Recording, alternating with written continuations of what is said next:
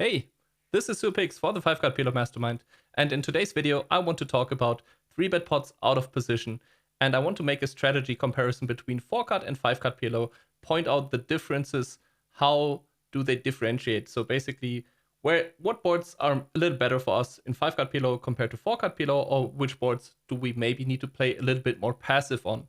I've gotten some requests regarding this, like in general, comparison of 4 to 5 card strategy, and I think this is really useful, this video, if you play both 4 and 5 card, but also for the guys that only play 5 card pillow. I think there will be some interesting things to pick up here in this video, especially about like post-flop frequencies in general, like what are the c-betting frequencies on certain board textures and so on. But let's dive right into it. And the first thing that we need to consider in basically any spot when we're trying to solve a spot strategically or try to come up with a strategy, in order to come up with any kind of strategy, we need to know the ranges. We need to know our opponent's range, and we need to know our own range, and need to know how they interact with each other. So here you can see that in 5-card pillow, we have, when we are 3-betting out of position, small blind versus button in this case, a pretty standard spot. I took this because it's probably the most common 3-bet pot out of position spot. We have almost 40% of aces in our range. So 40% of the hands that we are 3-betting are aces. And if we go to 4-card pillow, we can see only 24% of our hands are actually aces. So this is still a reasonable frequency, of course. We 3-bet a lot of our aces, both in 4 and 5-card pillow, but we also have a bunch of other hands in 4-card pillow. We have more kings, we have some more rundown type of hands. And so the overall share of aces in our range goes down in 4-card pillow. And this has implications for our strategy, basically. So, or this already should imply the kind of differences from 4-card to 5-card strategy. So we're going to look at a few different boards now and take a look at how the frequencies actually change and why that is. So the first board is Ace King 5 Rainbow. So this is naturally one of the strongest boards for us, both in 4 and 5-card pillow. The out of position player has a lot of aces, he has some kings, he has a decent amount of ace king type of hands. And so we see that in both games we are checking basically never. 0.2 it says here in 5-card, 0% in 4-card, but basically you're just simplifying here too. Or it's not even a simplification. You're just checking, never checking. Did I say betting before? I meant we're never checking. So, but the difference here is that in 5-card or in 5-card pillow, we are betting the pot size bet. We're betting for full pot a little more than half of the time, whereas in 4-card pillow, it's roughly a third of the time that we're betting full pot.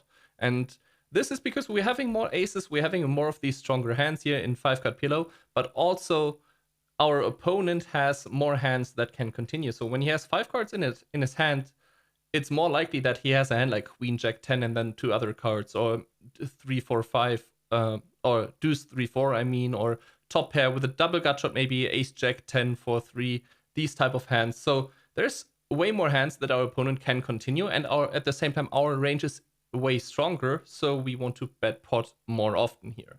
And the difference is not crazy high, but it's still a reasonable difference, like almost a 50% increase here, or actually roughly a 50% increase compared to, if you compare the 50% frequency to the 34% frequency here in 4-card pillow. So this one should be kind of easy and kind of natural. A-side board is way stronger for us in 5-card pillow, and so that's why we want to have a higher potting frequency. And the checking frequencies basically stay the same. However, if we take a look at a board like King Jack 6 Rainbow, you can see here are some very big differences. So in 4-card pillow, this is a really good board for us, and you can see that also here we're checking never, betting half pot basically always, never really betting pot. Like most players I know just bet half pot there with their entire range. Very, very easy simplification, and you can see this pretty close to what any solver will do. And the reason is we have some aces, but we also have other strong hands. We have a fair amount of kings in 4-card pillow. We have these Broadway ace king queen type of hands, ace, king, jack, and so on. Like our range is really strong on this board. But in 5-card, this is a little bit different. In 5-card, this range is especially strong for the button because he has a bunch of kings open raising and then calling the 3-bet. He has a bunch of wraps. He has a bunch of 2 pairs and sets and so on.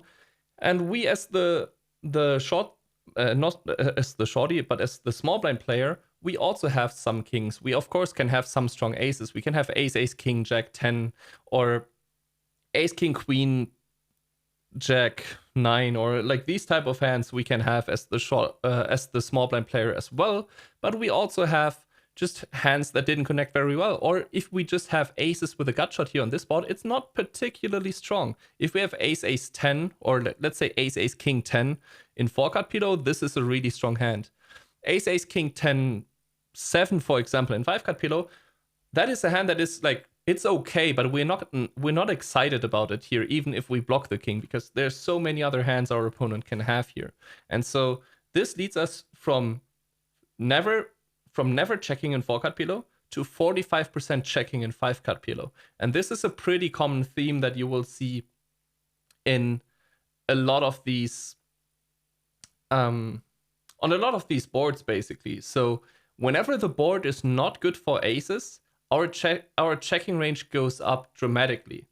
And not only that, but also we have to redefine what boards are good for aces and what boards are not good for aces. So in 4-card Pilo, for example, if you get a board like 10-5 deuce, you could consider this board is like really strong for aces in this situation. In 5-card Pilo, however, it's not that easy. It really depends what kind of side card you have with your aces, what you're blocking, what you're unblocking. And so in general, in 5-card Pilo, and you can see that on other boards as well, or later in the video, that whenever the board is not ace high, we actually consider it a bad board for aces. There's not really in 5-card Pilo, there's maybe a few, but I can't really think of any right now. So there's not many boards that are not ace high that are good for aces in 5-card Pilo, whereas in 4-card Pilo, there's plenty of boards that are still very, very reasonable for our aces. So we see an increased checking frequency. Potting frequency stays around the same. We don't really want to pot here as the out of position player. Like if we were to pot here, doesn't really matter. Like let's say with any reasonable frequency, we're just gonna run way too often into the button strong hands. And at the same time, if we have a really strong hand ourselves as the out of position player, like kings with an open ender or whatever, it's not like we don't mind playing like betting small and then playing a bigger pot on later streets, making the other player call with a weaker hand, basically. So the potting frequency stays the same, but we see the change in the checking frequency. And yeah, another board that is really good for us in 4-card Pilo, Jack 8 Deuce Rainbow. This is the board. I'm not sure if everybody plays it like this in 4-card Pilo, if everybody is aware of this. I think the King Jack 6, it's very, like a lot of people know that it's just a board where you can bet your entire range. Jack 8 Deuce, maybe not so much, but you can see here this board is also really strong. We're only checking 2% of the time in 4-card Pilo, and then we're doing some small betting and some pot betting. And in 5-card Pilo, it's different again. We need to check way more. We need to check 37% of the time, betting half pot for 18% of the time, and then betting pot 45% of the time. So in general, we have increased checking frequencies on these non-ace high boards. And this also means that balance becomes way more important, because if it's a board where we're basically betting our entire range, we don't need to care so much about balance. Okay, we need to figure out, do we put our hand in a small or in a big bet size? But we just know we are going to bet our hand. If we also establish a checking range, we need to care about hands that we can check call, about hands that we can check raise, and at the same time we can't neglect our betting ranges. So these spots are way more complicated to play in 5-card Pilo, because we need to have a checking range on these boards. And whenever that is the case, whenever you have a reasonable checking range, you need to care about your slow plays, you need to care about range protection, and that is definitely something that you should have in mind. So if you 3-bet a hand here and you flop the hand like top set or middle set here on this board in 5-card Pilo, you should definitely consider checking from time to time, and maybe even check calling, not in order to protect your range. Don't just blindly bet all your hands that connected with this board, and then whenever you have like weakish or a weak top pair or a mediocre top pair or weak aces, whatever, and then you're going to check call or check fold. No, you also want to have a check raising range and a strong check calling range. Another board that's very often misplayed in 4-card PLO is ace-6-5 single suited. So what you can see here is, although it's an ace-high board, in 4-card PLO, we have a 35% checking frequency. And that is because, yes, ace-high board is good for us out of position. We have a lot of aces, but we also have a fair amount of kings. We have some double-suited queens and these kind of hands and some high rundowns that didn't connect here. And so we need to actually protect our checking range here because a fair amount of hands haven't connected with this board, even if it is an ace-high board. And so you see, here it's kind of the opposite. So we need to check 35% of the time, and then we do some small betting and some pot betting. But in 5-card, it's way different because we have a lot of ace-high hands. Like, there's not many rundowns without an ace that we are 3-betting. There's not many pocket pairs without an ace that we are 3-betting. And if you remember one of the first slides in this video, we know that we have roughly 40% of our range is aces. Of course, this changes a little bit when there is an ace on the board, but nonetheless, we have a very high frequency of aces, even on an ace-high board. And so this leads to us having a very small checking range here, only checking 9% of the time, and then a high potting frequency, but also a reasonable half potting frequency. So this is another difference. It's one of the ace-high boards. We have a way higher betting frequency, and we need to care less about our checking frequency. The biggest mistake people usually do here is in 4-card PLO, and that is they don't protect their checking range with strong hands like aces or some top pairs and so on. They just blindly bet these hands, and then when they have kings, they very often just end up check folding. So yeah, this already, like these four boards kind of shows the direction where the strategy goes, or the general pattern. And in preparation for this video, I actually put together a bunch of numbers, and I compared the different boards here. And I don't want to go into this right now. This is a file that I created, and I will give a link to this file below this video so you can check it out yourself. But basically the idea here is we have a number of different boards, and these boards are from the development build of the 5-card PLO post-flop training program. So there will be post-flop spots included in the future. Right now this is in testing phase, but we already have the sims. The sims are there, and the sims are what I used for this video. And so you can see the frequencies, and I pulled up the same boards in the 4-card PLO trainer, put in the frequencies here, and you can see the frequencies here, a bunch of numbers.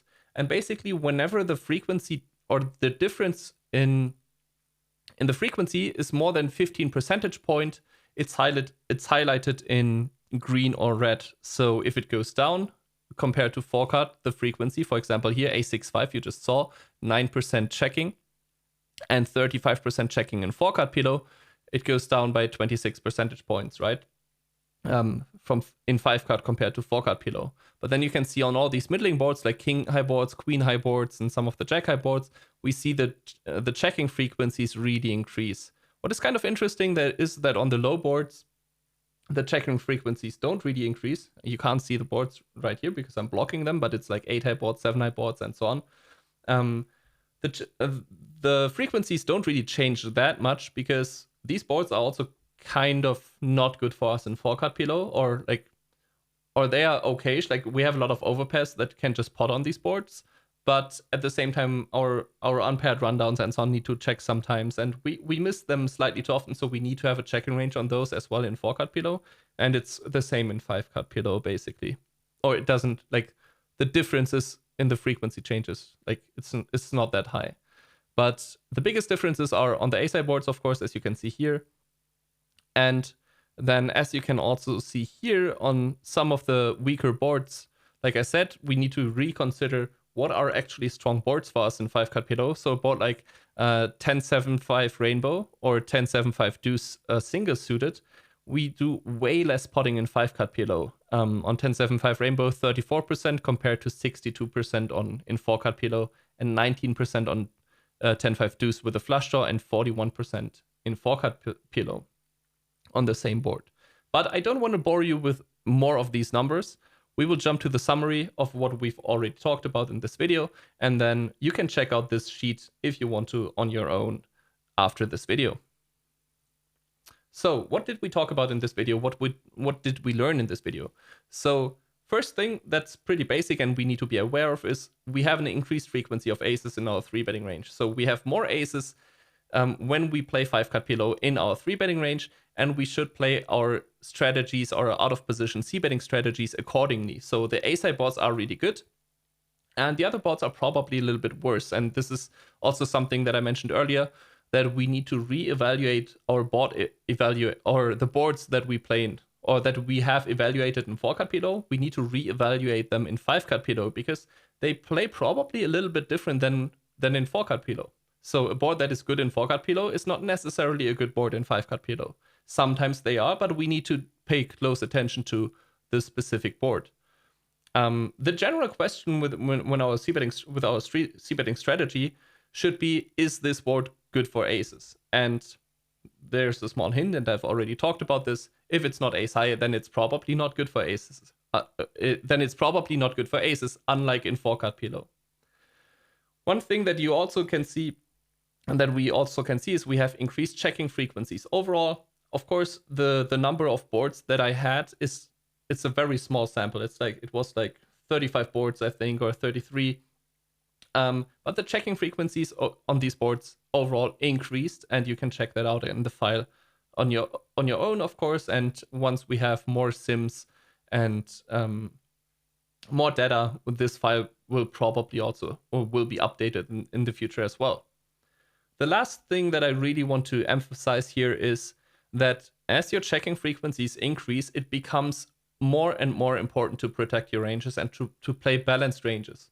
In my opinion, this is always necessary, or this is always important to play balanced ranges and to play protected ranges, but especially when you have high frequency checking ranges. So if, let's say, you have in a spot you have a situation where you're supposed to check 10 or 15% of the time. If you get this checking range wrong and you end up check folding a lot, it's not good. It is also something good people will exploit and take advantage of, but it's not a disaster if this range is way too weak, because you're not very often getting into that situation, because mostly you're going to bet. However, when you are supposed to check half of your range and then you just end up betting all your strong hands and then checking most of your weak hands, this is really, really bad for you, because you're getting into the spot half of the time and then your range is very bad, and you want to really not do that. So when your checking frequencies increase, especially make sure to protect your ranges. And yeah, I think this is basically it for the video. I didn't want to go into a deep dive on a specific board or the thresholds for betting or stacking off and so on. More of that will come in the future. And I think Ryan has also done some videos on that. But I think it is very nice to see this general frequency overview, general approach, strategic approach to these kind of boards. This was 3bePotOOPS for the 5-Card PLO Mastermind, and I will see you guys in my next video. Bye bye.